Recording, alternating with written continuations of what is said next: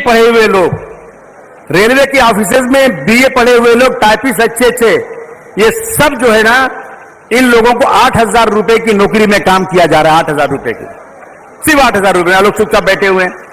Hindustan antibiotics बिक गया, project and development India बिक गया, इंजीनियरिंग प्रोजेक्ट इंडिया बिक गया, पवन हंस बिक गया, VRR कंपनी बिक गई, सेंट्रल इलेक्ट्रॉनिक्स लिमिटेड बिक गया, सीमेंट कारपोरेशन बिक गया, Indian medical and pharmaceutical company बिक गई, एलम स्टील बिक गई।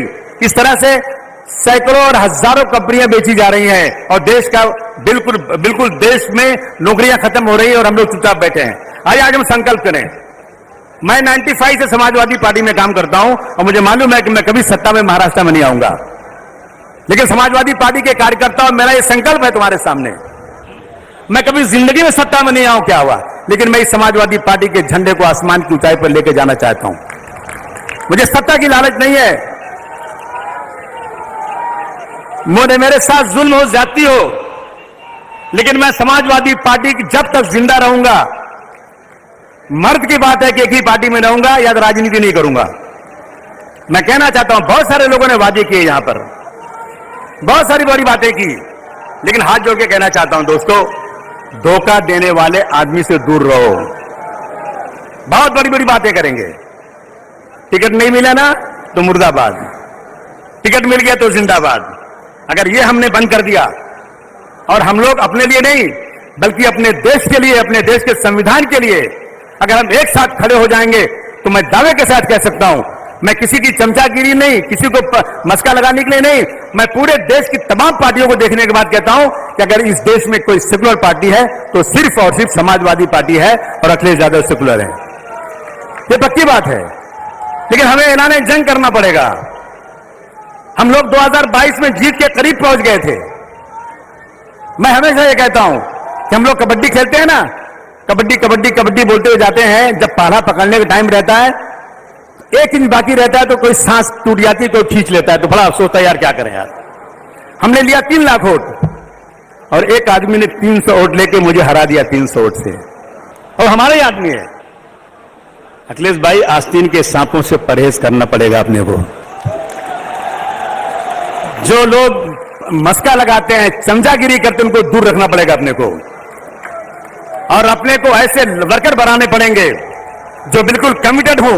आंधी या तूफान आए, नेताजी की तरह से, जिस तरह नेताजी बड़ी बड़ी आंधियों का रुख मोड़ दिया करते थे, वो कार्यकर्ता हमें चाहिए समाजवादी पार्टी का। आज दोस्तों कहते हैं माली से अदावत है पर शैदाए चमन हूं मैं, माली से अदावत है पर शैदाए चमन हूं मैं, सरकार का दुश्मन हूं पर वफादार वतन हूं मैं, सरकार का दुश्मन हूं पर वफादार वतन हूं। माली कभी रुतबे में चमन हो नहीं सकता, माली कभी रुतबे में चमन हो नहीं सकता, सरकार का मतलब तो वतन हो नहीं सकता।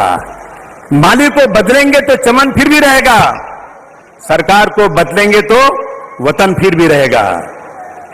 मैं देखता था ना, अब एक फिल्म थी शोले, तो शोले में मां कहती थी बच्चा सो जा नहीं तो गब्बर सिंह आ जाएगा, बच्चा तू सो जा नहीं तो गब्बर सिंह आ जाएगा। और आज कहते हैं अगर ज्यादा बोला ना तो ईडी और इनकम टैक्स आ जाएगी। ये हो गया, अरे शर्म नहीं आती, रोज ईडी, रोज इनकम टैक्स, रोज ईडी, जिसको चाहो उठा के जेल भेज देते हो।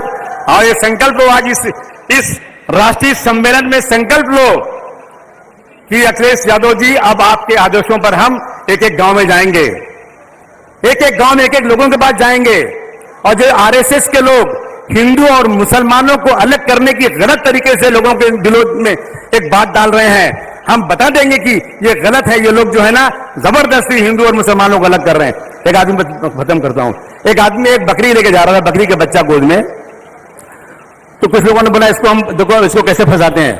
एक आदमी कोने में खड़ा हो गया, बोले अरे यार कहां कुत्ते का बच्चा ले जा रहा है। अबे उसने बोला ये बकरी का बच्चा कुत्ते का नहीं है।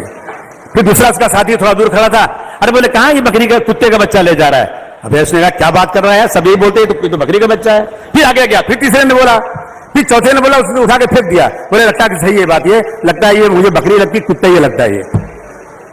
तो ये आजकल बीजेपी के लोग एक एक इलाके में जाकर गलत तरीके से प्रोपगंडा कर रहे हैं। अभी मैं एक वीडियो देख रहा था, एक गया आरएसएस का आदमी एक गांव में बैठा, एक झंडा लगाया और लोगों को बुलाकर बात करना शुरू किया। जैसे जैसे सांप्रदायिकता की बात किया ना, फिरका परस्ती की बात किया, गांव वाले उठ के खड़े हो गए, बोले जाओ तुम यहां से, हमें जरूरत नहीं तुम्हारी, हम अपने गांव के अंदर भाईचारगी का पैगाम देना चाहते हो। भगा दिया उसको वहां से। ये माहौल पैदा करना पड़ेगा। कहते हैं हवेली झोपड़ी सबका मुकद्दर फूट जाएगा अगर ये साथ हिंदू और मुस्लिमों का छूट जाएगा। हवेली और झोपड़ी सबका मुकद्दर फूट जाएगा अगर ये साथ हम हिंदू और मुस्लिमों का छूट जाएगा। दुआ कीजिए कि हमें प्यार के रिश्ते रहे कायम। बाबा जी अगर ये रिश्ते टूट जाएंगे तो भारत टूट जाएगा। हमें भारत को बचाना है। गरीबी बढ़ती जा रही है, बेकारी बढ़ती जा रही है, आज काम धंधा किसी के पास नहीं है।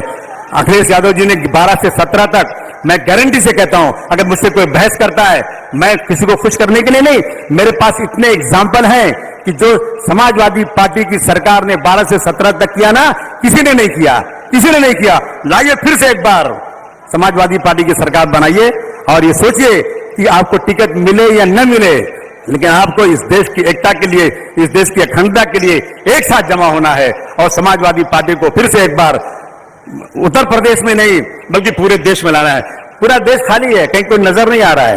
अगर अखिलेश भाई निकल जाए पूरे देश में एक बार, जो इनका रथ है लेके निकल जाए, मैं समझता हूं सड़कों पर लोगों को खड़े रहने की जगह नहीं मिलेगी। और इंशाअल्लाह ये इस अधिवेशन के बाद अगर ये संकल्प हमारा है कि हम समाजवादी पार्टी को राष्ट्रीय पार्टी बनाएंगे, तो मुझे लगता है कि हम जो है एक एक प्रदेश में एक एक ऑब्जर्वर नियुक्त करें और समाजवादी पार्टी का काम शुरू करें।